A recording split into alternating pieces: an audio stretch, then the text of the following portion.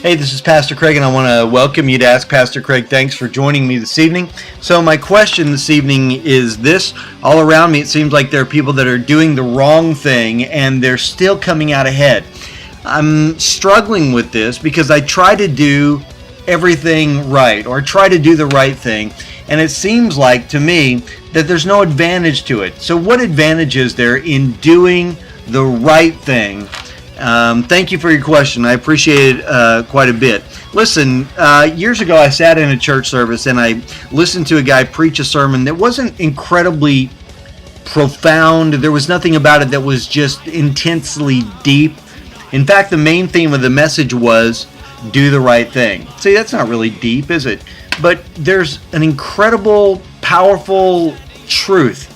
And don't let the simplicity of it steal from you the power that's in it.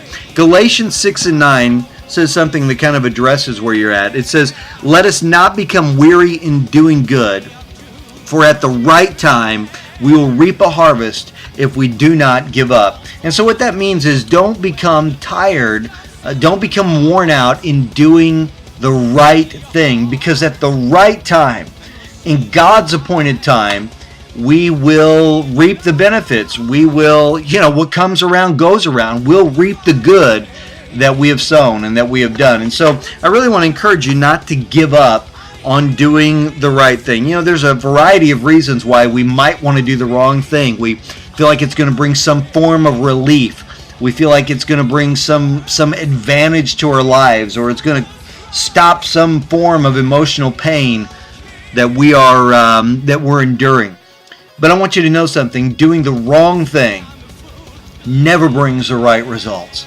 And it may bring temporary relief, but down the road, you'll find that the mess is bigger than it would have been. And the heartache hurts more than it should have hurt. And so I want to encourage you to do the right thing. The Bible says in the book of Hebrews chapter 11, by faith, Moses, when he was grown up, refused to be known as the son of Pharaoh's daughter.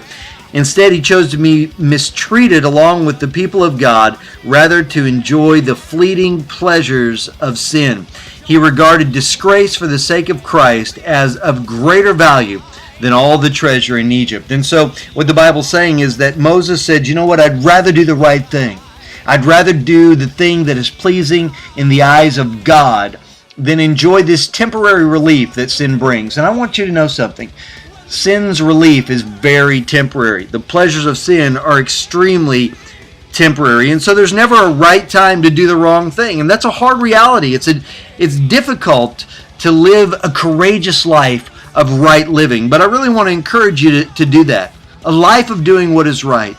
A life of living in the light and letting our deeds be right before the eyes of God. It's hard to stand up in the middle of this corrupt world and say, you know what, I'm gonna stay married, or I'm not gonna get involved in drugs. I'm not going to get involved in immoral activities. Instead, I'm going to be pure. I'm going to be right. And it is hard. It's hard to do that in our world today, but like the Bible says, don't grow weary in your well-doing, because at the proper time, at the right time, at God's time, you will reap a harvest if you don't give up. And so I want to encourage you not to give up. It goes on to say an important phrase, and it says this: do not be deceived. God will not be mocked, and whatever a man sows, that will he also reap. So I hope you're encouraged by that, man. Get strong, strengthen up, and live right. God bless you for listening this evening. If you have an additional question about this subject, we'd really like to hear from you. Or if something completely unrelated, we'd still love to hear from you. You can reach us in a couple of ways at this radio program's Facebook page, which is facebook.com/ROR Ministries, or my Facebook page, facebook.com/Pastor Craig online. God bless you for listening.